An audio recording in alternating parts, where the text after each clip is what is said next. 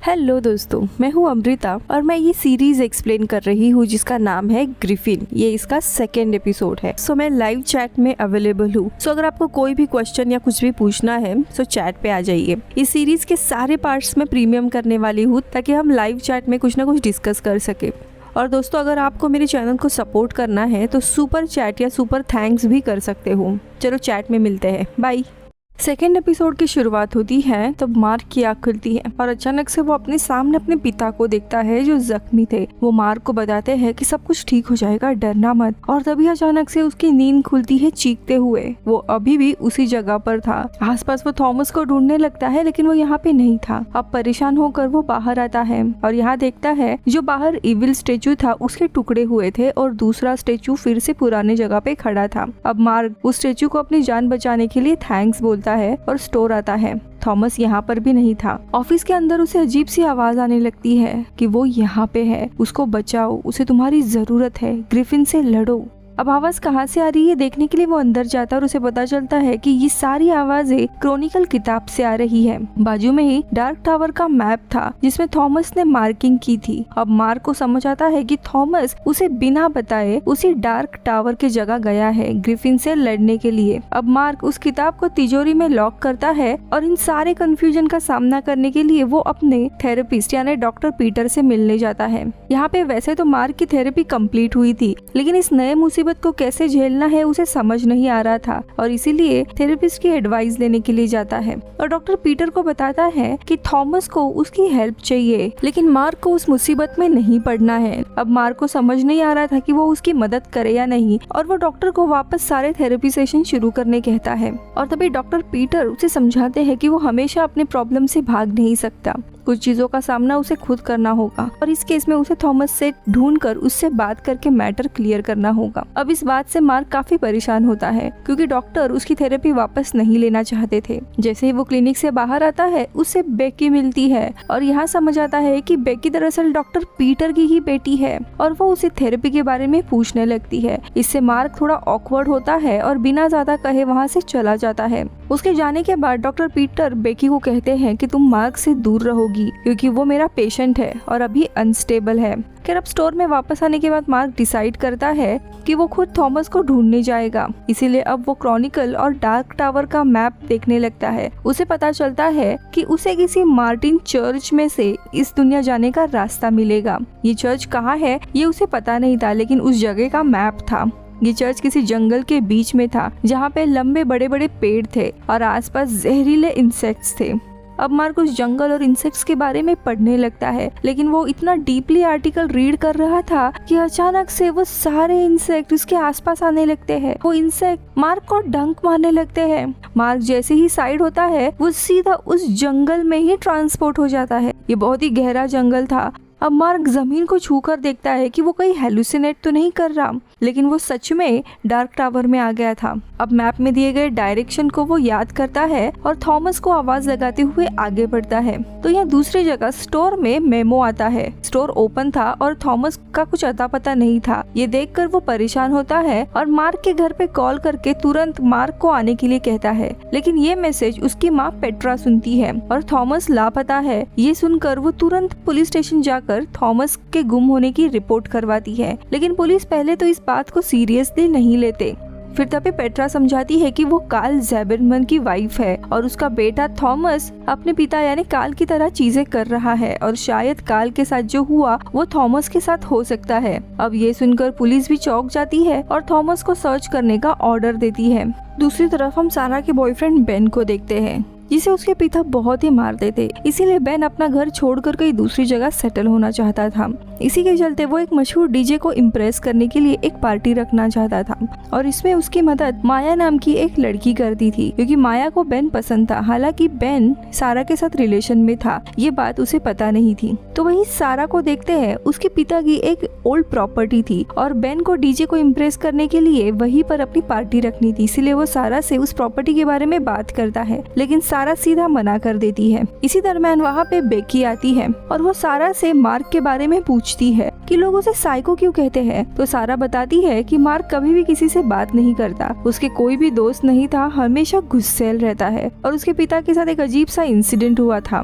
अब बेकी को वो इंसिडेंट के बारे में पढ़ना था, इसीलिए सारा बेकी को लेके न्यूज़पेपर आर्काइव में आती है, जहाँ पे पुराने न्यूज़पेपर के आर्टिकल से पता चलता है पुलिस के अनुसार कालिया ने, मार्क के पिता ने थॉमस और मार्क को उस रात किडनैप किया था और उसको अपने वर्कशॉप में लेके गए थे, जहाँ पे उसने खुद पूरे वर्कशॉप को आग लगा दी थी और इसी के चलते मार्क को ये सारा ट्रॉमा हुआ था, जिससे अभी भी वो उभरा नहीं था। अब ये सब पढ़ के बेकी को काफी बुरा लगता है। तो यहाँ दूसरी जगह डार्क टावर में थॉमस को ढूंढते हुए मार्क आगे बढ़ रहा था, तो वही झाड़ियों में छुपकर कुछ मॉन्स्टर उस पे नजर रखे हुए थे। थोड़ी दूर जाने पर कोई पीछे से आकर मार्क को पकड़ लेता है। मार्क डरते हुए पीछे देखता है तो ये और कोई नहीं, थॉमस था। ये दोनों भी एक दूसरे को देखकर काफी खुश हो जाते हैं।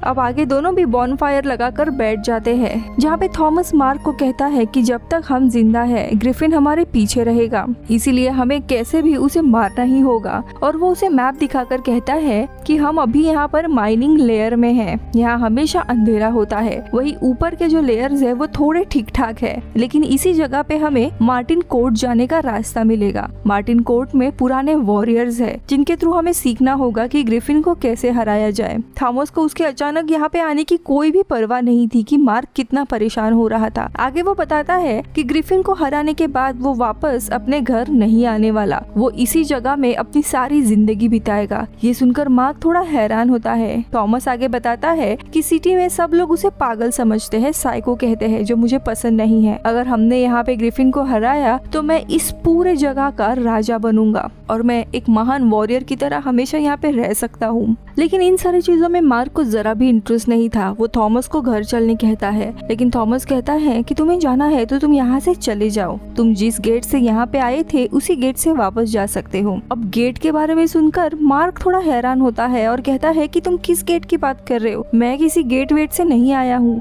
मैं हमारे ऑफिस में ही बैठा था और तुम्हें ढूंढने के लिए मैं क्रॉनिकल मैप पढ़ रहा था और अगले ही पल में मैं यहाँ पे टेलीपोर्ट हो गया। अब ये सुनकर थॉमस शॉक हो जाता है और वो कहता है कि यानी कि तुम ट्रैवल बिटवीन वर्ल्ड हो, यानी कि एक दुनिया से दूसरी दुनिया में टेलीपोर्ट हो सकते हो, कहीं पर भी ट्रैवल कर सकते हो। अब ये बात मार्क को तो समझ नहीं आती और वो थॉमस से पूछता भी है, लेकिन थॉमस इसके बारे में कुछ भी नहीं बताता। दरअसल यहाँ पे मार्क के पास टेलीपोर्ट होने की पावर थी। ये सुनकर थॉमस थोड़ा दुखी था, क्योंकि उसे इस दुनिया में रहना था और उसके पास ऐसी कोई भी पावर नहीं थी।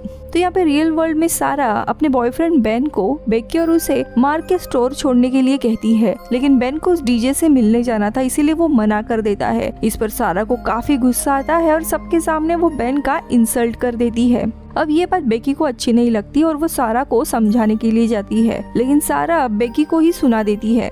अब इस बात से बेकी अकेले ही मार्क के स्टोर जाने लगती है। स्टोर में आने पर उसे पता चलता है कि यहाँ पे सुबह से मार्क गायब है, इसीलिए वो मार्क के लिए प्राइवेट मैसेज छोड़ने के लिए उसके ऑफिस जाती है। सेम टाइम डार्क टावर में सुबह हुई थी। थॉमस मार्क को दिखाता है कि कैसे आजू बाजू झाड़ियों में स्लेव हंटर मॉन्स्टर छुपे हुए हैं। ये मॉन्स्टर लोगों को पकड़ के माइनिंग के लिए लेकर जाते हैं, जिसके चलते दोनों भाई भी वहाँ से भागने लगते हैं, लेकिन भागते हुए थॉमस पकड़ा जाता है और वो मार्क को उसे छोड़कर आगे जाने के लिए कहता है। पीछे से बहुत सारे स्लेव हंटर आ रहे थे, इसलिए मार्क भाग के एक पेड़ के पीछे छुपता है। तो यह दूसरी जगह ऑफिस में बेकी को डेस्क पर वही क्रॉनिकल बुक मिलती है। वो किताब को देखने लगती है। सेम टाइम पे दूसरी तरफ हम देखते हैं मार्क कहीं पे छुपा हुआ था और वो मॉन्स्टर को देखने लगता है और तभी मॉन्स्टर उसके पीछे से हमला करता है। मार्क उसे मारने जाता है, लेकिन अचानक से टेलीपोर्ट होकर अपने ऑफिस में आता है और वो सारे पत्थर बेकी को लगते हैं। आवाज सुनकर अंदर मेमो भी आ जाता है। अब बेकी और मेमो दोनों भी शॉक थे कि मार्क यहाँ पे अचानक से कैसे आया। अब बार बार पूछने पर मार्क सारी कहानी इन्हें बता देता है कि कैसे एक अलग दुनिया है डार्क टावर और मार्क के पास वहां जाने की पावर है, लेकिन उसकी ये सारी बातें इन दोनों को बेतुकी लगती है और उसे पागल बोलने लगते हैं। लेकिन मार्क कहता है कि मैं प्रूफ दे सकता हूँ। वही दूसरी जगह पे डार्क टावर की सेलेस्टियल प्लेन इस जगह को हम देखते हैं। यहाँ पे एक स्लेव हंटर आके हॉर्न प्रीस्ट से मिलता है और बताता है कि इन्होंने ट्रैवलर बिटवीन द वर्ल्ड के भाई यानी थॉमस को पकड़ लिया है। इस बात से प्रीस्ट खुश होता है और वो थॉमस को स्लेव के काम में डालने के लिए कहता है। मार्क बेकी और मेमो को स्टूडियो लाता है, जहाँ पे सबसे पहले वो इविल स्टेचू को दिखाता है और कहता है कि पिछले रात इसने हम पे हमला किया था और उसी दूसरे स्टेचू ने उसे बचाया है। आगे वो बिल्डिंग के ऊपर चढ़कर उसी विंडो से उस लार्ज स्टोर रूम में उन्हें दिखाने के लिए लाता है, लेकिन यहाँ पे अब कोई भी लार्ज स्टोर रूम नहीं था, वो बहुत ही छोटी रूम थी। ये देखकर मार्क भी हैरान होता है। ये इसीलिए हुआ था क्योंकि उस रूम में सिर्फ मार्क और थॉमस ही आ सकते हैं। अब ये देख बेकी और मेमो दोनों को भी लगता है कि मार्क सच में हेलुसिनेट कर रहा है और उसे कोई बीमारी है, बट दोनों ऐसा बोलते देख मार्क को गुस्सा आने लगता और बेकी और मेमो वहाँ से निकल जाते हैं। लेकिन मार्क अभी भी गुस्से के कारण आउट ऑफ कंट्रोल होने लगता है और जोर जोर से चीखने लगता है। लेकिन इसके कारण वहाँ सेलेस्टियल प्लेन में स्टोन स्ट्रक्चर में बहुत ही भूकंप आने लगते हैं। प्रीस्ट के सामने थ्रोन था और उसके पीछे की बहुत बड़ी वॉल हिलने लगती है। मार्क के चीखने की आवाज भी यहाँ पर इको करने लगती है। वही दूसरी जगह हम सारा को देखते हैं, जिसे अपने गलती का एहसास हुआ था और वो बेन को उसके पार्टी के प्रोजेक्ट के लिए हेल्प करने के लिए रेडी होती है। तो यहाँ पे बेकी मार्क के इस पूरे बिहेवियर से डिस्टर्ब थी। वो घर आकर अपने पिता यानी डॉक्टर पीटर को बताती है कि वो अब मार्क से दूर ही रहेगी। तो यहाँ पे मार्क के घर आने पर पेट्रा उसे थॉमस के बारे में पूछती है। तो यहाँ पे मार्क झूठ कहता है कि थॉमस सामान की डिलीवरी के लिए बाहर गया है। अब कुछ समय के बाद मार्क स्टूडियो आता है, उसे थॉमस को बचाना था। काफी सोचने के बाद मार्क मेमो से हेल्प मांगता है। अब मेमो इसकी बातों पे विश्वास नहीं करता था, लेकिन फिर भी हेल्प करने के लिए रेडी हो जाता है। उनको क्रॉनिकल से मार्टिस चर्च के बारे में पता चलता है, जहाँ से डार्क टावर में जाने का रास्ता था। अब ये लोग सब सामान बैकपैक करके चर्च में जाते हैं। चर्च में आने पर जैसे बुक में बताया था वैसे डायरेक्शन दिए गए थे और वैसे ही इनको क्लू मिलता है और आखिरी में इन्हें एक सीक्रेट डोर मिलता है, जिसे ओपन करके ये लोग बेसमेंट में आते हैं। अंदर इन्हें वॉल पे बना एक डोर मिलता है जिसपे अजीब से डिजाइन थी। बुक में डोर को ओपन करने का इंस्ट्रक्शन दिए हुए थे।